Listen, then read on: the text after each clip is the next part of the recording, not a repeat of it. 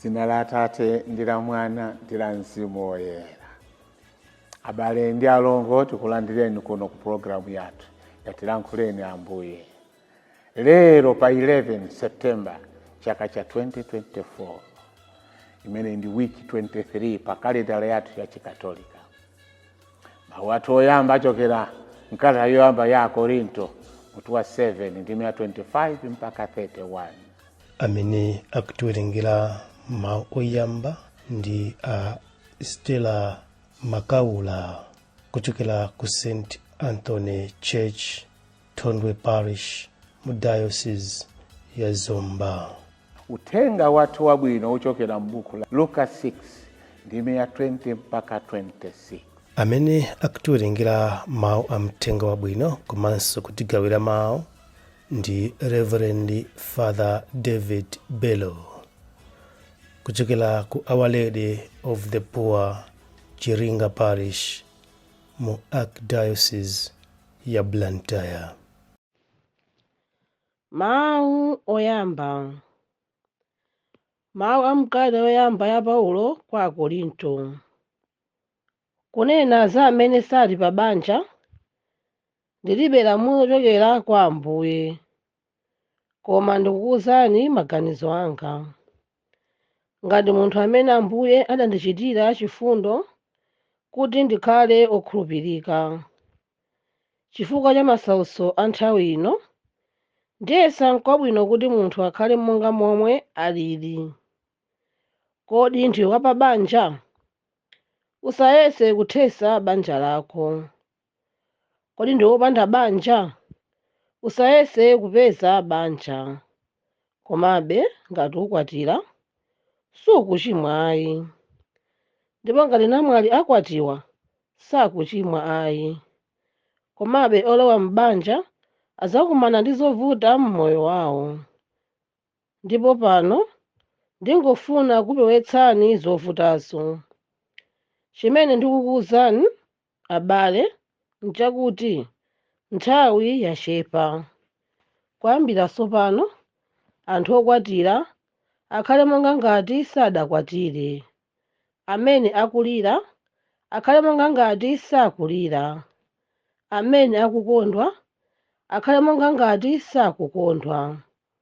Amene akugula zinthu akhale monga ngati sali nazo zinthuzo.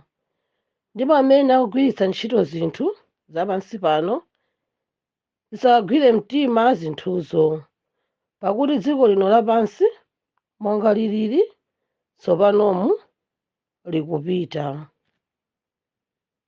Mawu a Ambuye. Tithokoze Mulungu. Ambuye akhale nanu.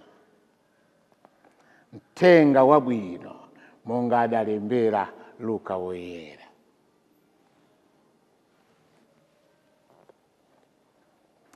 Yesu adayang'ana ophunzira ake nawawuza kuti, ndinu odala inu osaukano, ufumu wakumwamba ndi wanu. Ndinu odala inu amene mukumva njala tsopano, chifukwa mudzakhuta. Ndinu odala inu amene mukulira tsopano, chifukwa mudzakondwa. Ndinu odala anthu akamadana nanu, namakusalani ndi kukuchitani chipongwe, ndipo akamayipitsa dzina lanu chifukwa cha ine, Mwana wa Munthu. Nthawi imeneyo sangalalani ndi kuvina ndi chimwemwe, chifukwa mphotho yanu ndi yayikulu kumwamba. Paja ndi zomwezonso makolo ankawachitira aneneri kale. Koma ndinu atsoka anthu achuma, chifukwa mwalandiriratu zokusangalatsani. Ndinu atsoka amene mukukhuta tsopano, chifukwa mudzamva njala.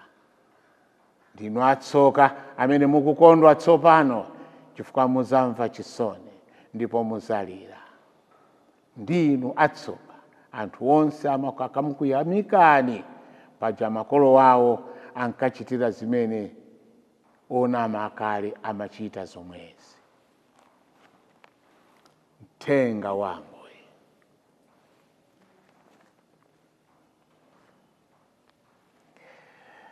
abale yanga okondeka,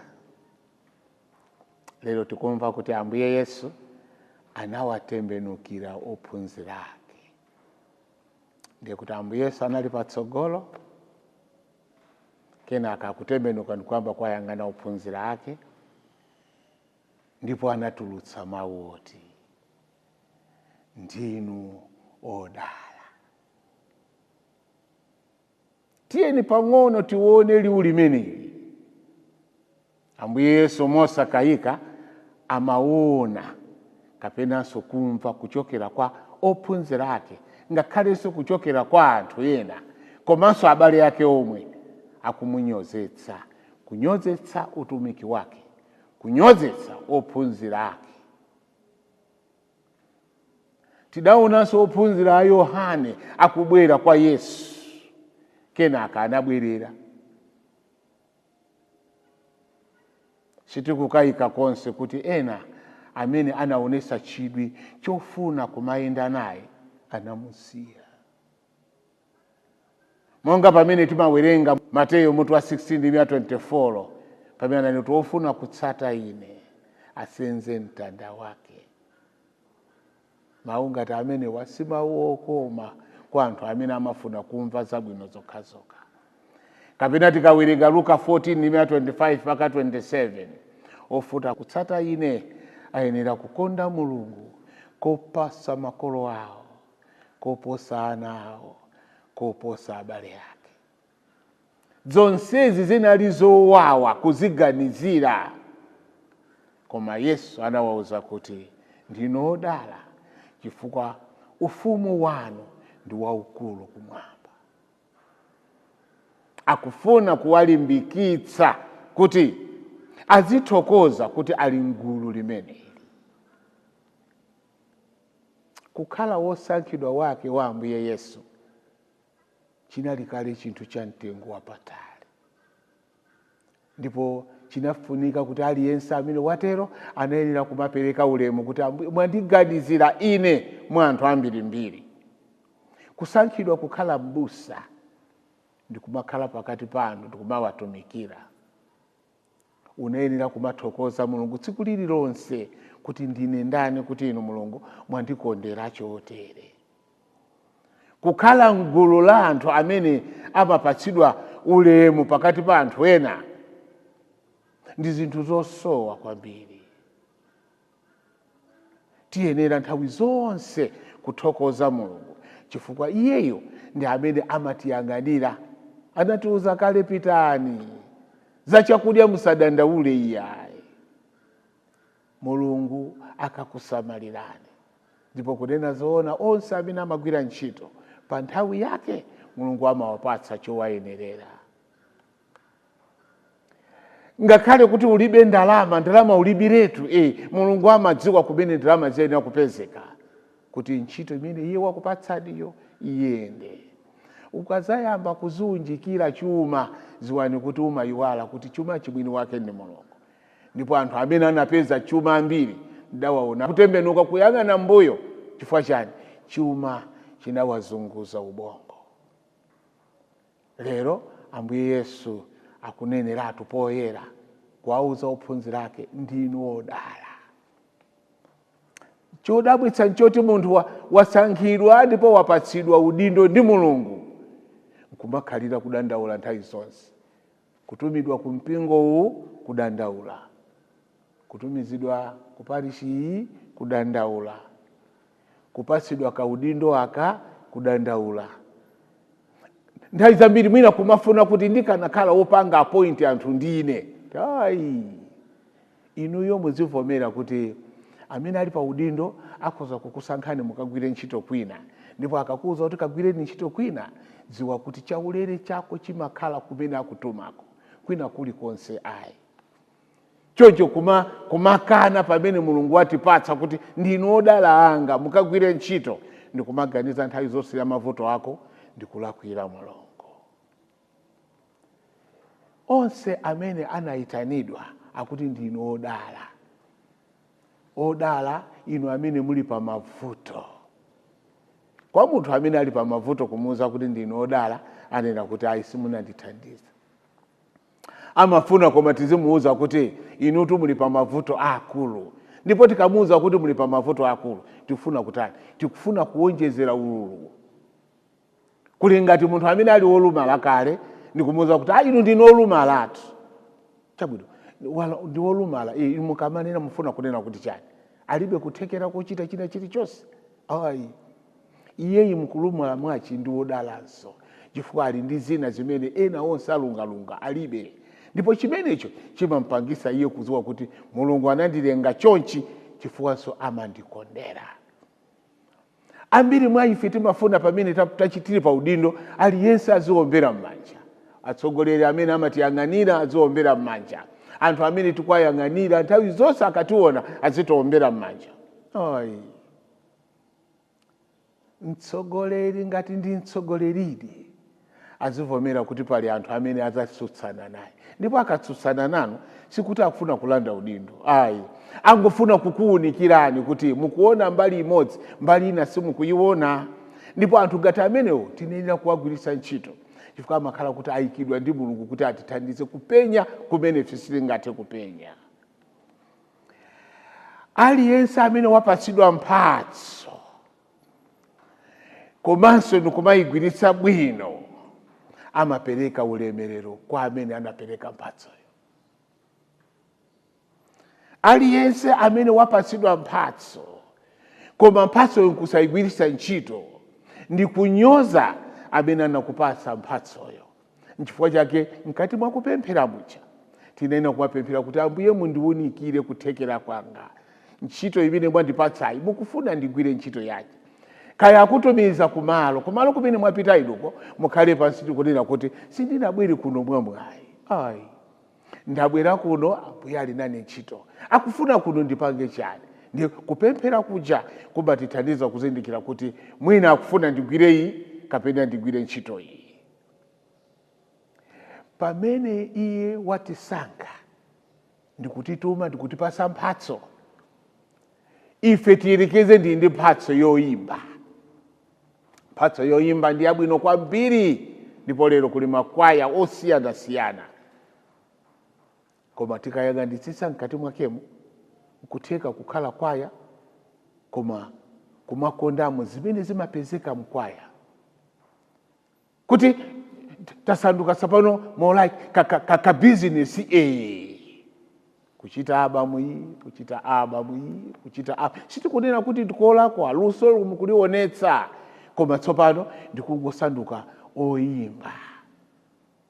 Oyimba amene salandira masakramenti. Amene amayimba tiyeni tikalandire, koma sadzuka nthawi yokuti anthu akalandira, amakhala pomwepo.